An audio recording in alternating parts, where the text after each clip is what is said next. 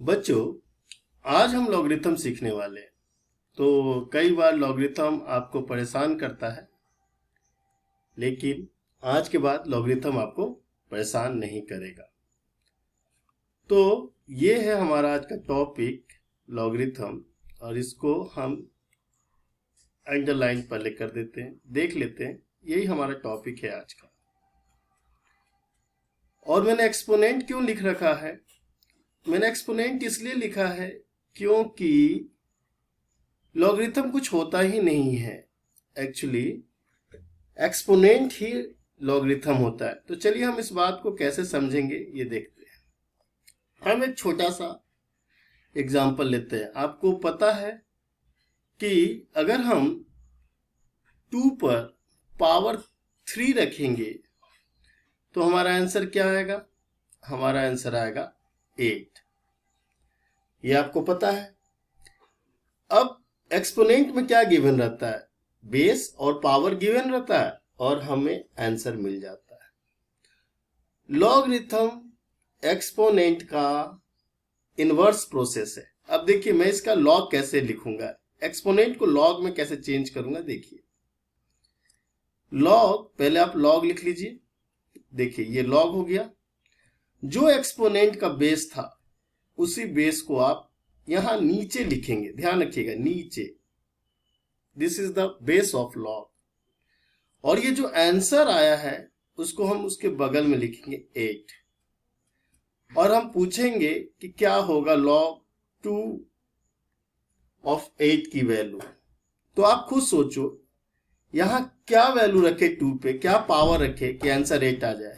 आप सबको पता है, अगर हम यहां 3 रख देंगे तो ये हमारा आंसर हो जाएगा। तो लॉग क्या है? लॉग एक्सपोनेंट ही तो है। लॉग में हमें पावर निकालना पड़ता है। तो ये देखिए यहां पे ध्यान रखिए कि जो बेस होता है लॉग का, उस पे हम क्या पावर रखें कि ये आंसर आ जाए। तो हमने क्या किया, देखिए लॉग से हमने कन्वर्ट, एक्सपोनेंट से हमने लॉग में कन्वर्ट कर दिया। बहुत आसान प्रोसीजर है। हम इसको बस एग्जांपल से समझेंगे, बहुत ही आसान है। देखिए अगर हमने 3 टू पावर 4 कर दिया तो हमारा आंसर होगा 3 3 जा 9, 3 3 जा 9 इज 81। अब इसको लॉग में लिखना हुआ तो क्या करेंगे? बहुत ही आसान है। सबसे पहले हम लॉग लिखेंगे। ये देखिए जो एक्सपोनेंट का बेस है वो हम बेस लिखेंगे, तो ये हमारा बेस हो गया। और जो आंसर है, क्या एक्सपोनेंट का आंसर था 81। अब आप खुद सोचो कि 3 पे क्या पावर रखें कि आंसर 81 हो जाएगा। बहुत इजी है। 3 पे हम पावर क्या रख देते हैं? 4 रख देते हैं। ये देखिए हमने 4 रख दिया और ये हमारा आंसर आ गया। तो इस तरह हम एक्सपोनेंट से लॉग में कन्वर्ट कर लेते हैं। तो लॉग से डरने की कोई जरूरत नहीं है। अब हम एक रिवर्स प्रोसेस करते हैं। लॉग को हम एक्सपोनेंट में बदलते हैं। मान लीजिए ये लॉग गिवन है। देखिए मैं आपको दिखाता हूं, ये जो लॉग है अपना, अब इसको कैसे एक्सपोनेंट में बदलेंगे। तो मैंने क्या बोला, रिवर्स प्रोसेस है। फिर से हम उसको फॉलो करेंगे और ये देखिए आराम से हो जाएगा हमारा। ये देखिए हम क्या लिखेंगे, पहले बेस लिखेंगे। बेस क्या था? 3। पावर क्या था? 4। और ये जो आंसर है इसको इधर लिख देंगे। और ये देखिए ये कन्वर्ट हो गया लॉग से एक्सपोनेंट में। तो लॉग का यही सिंपल सा कॉन्सेप्ट है जो बच्चों को बहुत ही मुश्किल लगता है। पर लॉग मुश्किल क्यों है ये मैं आपको बताऊंगा। सबसे पहले लॉग के कुछ कंडीशन है, उस कंडीशन को आप बिल्कुल ध्यान रखिएगा। पहला कंडीशन क्या है? अगर हम लॉग को हम ऐसे रिप्रेजेंट करते हैं, बेस a और b अगर हम रिप्रेजेंट करते हैं तो याद रखिएगा a जो होता है ना वो कभी भी 0 नहीं होगा। पहली चीज, यानी बेस कभी भी 0 नहीं होगा, राइट। और ये हमेशा पॉजिटिव नंबर रहेगा, 1 भी नहीं होगा। ये भी याद रखिएगा, a जो है वो 1 भी नहीं होगा। तो a जो होना चाहिए पॉजिटिव होना चाहिए, पर उसमें 0 और 1 को हम नहीं लेंगे, ये आप हमेशा ध्यान रखिएगा। और जहां तक b की बात है तो b कभी भी नेगेटिव नहीं होना चाहिए, b जो होगा वो कभी भी नेगेटिव नहीं होगा, ये चीज भी आपको ध्यान रखना। तो चलिए इसको हम लिख देते हैं कहीं, और ये हो गया कि b जो होगा वो कभी भी नेगेटिव नहीं होगा, b will never negative। ये 2-3 चीजों का आप बस ध्यान रखिएगा कि a 0 नहीं हो सकता है, a 1 नहीं हो सकता, सारे पॉजिटिव नंबर हो सकते हैं, और b जो होता है वो हमेशा पॉजिटिव नंबर होगा और कभी भी नेगेटिव नहीं होगा। तो इन चीजों का आप ध्यान रखें। अब हम लॉग के कुछ रूल्स को देखेंगे, और ये रूल बहुत ही यूजफुल है और ये हमेशा आपके काम आएगा। तो इस चीज का आपको ध्यान रखना है कि हमें ये रूल पता होना चाहिए। तो चलिए हम देखते हैं पहला रूल क्या है। फर्स्ट रूल जो है कि अगर ऐसा होता है कि लॉग, मान लीजिए लॉग का बेस जो है a है और यहां 2 नंबर आपस में मल्टीप्लाई है, तो फर्स्ट रूल कहता है कि हम इसको लिख सकते हैं लॉग a, बेस a ही रहेगा, b plus log base same रहेगा c, यानी हम लॉग bc को लॉग b प्लस c लिख सकते हैं। चलिए सेकेंड रूल देखते हैं। अगर ऐसा होता है कि भाई लॉग बेस a है और ये नंबर डिवीजन में है, तो क्या करेंगे, हम कुछ नहीं करेंगे, हम फिर से लिखेंगे log a b minus log ac, यानी डिवीजन में ये माइनस हो जाता है। ठीक है, चलिए अब हम देखते हैं तीसरा रूल क्या है। तीसरा रूल कहता है कि अगर लॉग बेस a है और यहां 1 है, तो ये हमेशा आंसर 0 होगा, 0 होगा, ये आप ध्यान रखिएगा। फोर्थ जो नंबर का फॉर्मूला है, log 1 0 होता है, ये ध्यान रखना है। फोर्थ जो रूल है वो है अपना, अगर log b हो जाए, मतलब सेम हो जाए, log बेस भी सेम है और आंसर भी सेम है, तो यहां पे 1 होता है, तो log a 1 होता है। फिफ्थ रूल जो है वो है, अगर log बेस a है और यहां b है, और मान लीजिए b पे कोई पावर k है, तो आपको क्या करना है, इस k को log के लेफ्ट हैंड साइड में लिख देना है, यानी वो मल्टीप्लाई हो जाएगा log a b से, ये आपको ध्यान रखना है। नेक्स्ट जो है वो भी बहुत इंपॉर्टेंट है, तो देख लेते हैं उसको भी। वो हो गया 6 नंबर। 6 नंबर क्या है, ये बहुत यूज होता है और 12th के कई टॉपिक में इसका यूज होता है, तो ध्यान रखिए। अगर b हो और b पे पावर log हो और log का बेस b हो और यहाँ कोई भी नंबर हो, a हो, मान लीजिए a हो, तो ये आंसर सीधे a हो जाता है। तो ये जो 6 नंबर का जो रूल है वो बहुत इंपॉर्टेंट है, और क्लास 12th में मैथ्स में ये कई जगह आता है, कैलकुलस में, तो आपको इसका ध्यान रखना है। अब हम कुछ इंटरेस्टिंग बातें डिस्कस करेंगे। वो क्या है देखिए। अब क्या है, जैसे ये log 1 0 क्यों होता है, तो चलिए अभी मैंने सिखाया, इस log को एक्सपोनेंट में बदलिए, राइट। एक्सपोनेंट में बदलने पे क्या होगा, बेस तो सेम रहता है और यहां पे आंसर क्या आना चाहिए, आंसर 1 होना चाहिए। तो आप बताओ ए पे क्या पावर रखोगे कि आंसर 1 आएगा। ए पे सिर्फ और सिर्फ 0 रखोगे तभी आंसर 1 आता है। एक्सपोनेंट का ये रूल है कि अगर पावर 0 है तो कोई भी नंबर हो, कोई भी नंबर 2 टू पावर 0 1 होगा, 3 टू पावर 0 1 होगा, कोई भी पावर हो हमेशा आंसर 1 होगा।